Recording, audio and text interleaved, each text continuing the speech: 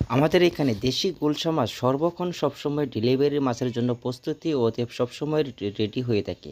তার জন্য রয়েছে আপনার পুকুরের জন্য অনায়াসভাবে চাষ করতে পারেন। কালচারের ক্ষেত্রে যে কোনোভাবে চাষ করুন, অতএব সফলতা আসবে।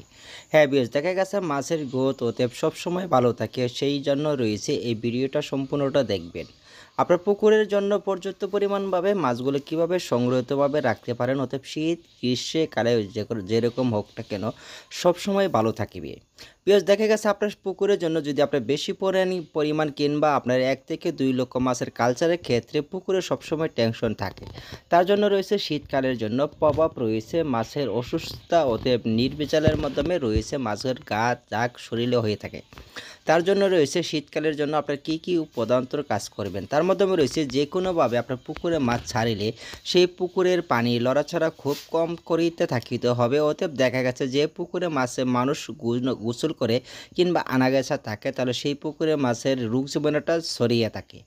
তার জন্য রয়েছে মাছগুলো পদ্ধতিভাবে চাষ করুন, সফলতা পাবেন।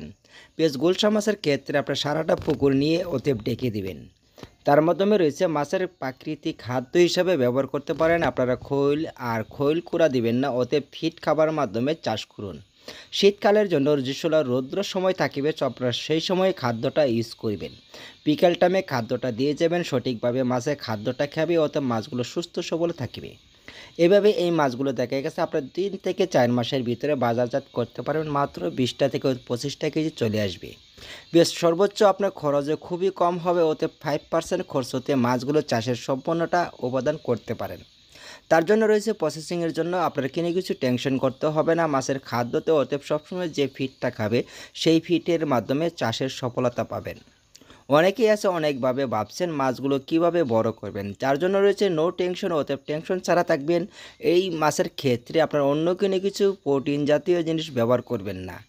যত জিনিস ব্যবহার করবেন ততই আপনার সমস্যা ভুগবে। অতএব মাছগুলো যে খাবারটা দিয়ে যাবেন সেই একই খাবারটা আপনারা ব্যবহার করবেন। অন্য অন্য খাবারের পাশাপাশি যদি আরেক রকম খাবার দেন তাহলে মাছের সমস্যা হতে পারে। বেশ, আমাদের চ্যানেলে ভিডিওটা যদি ভালো লাগে অবশ্যই লাইক করুন।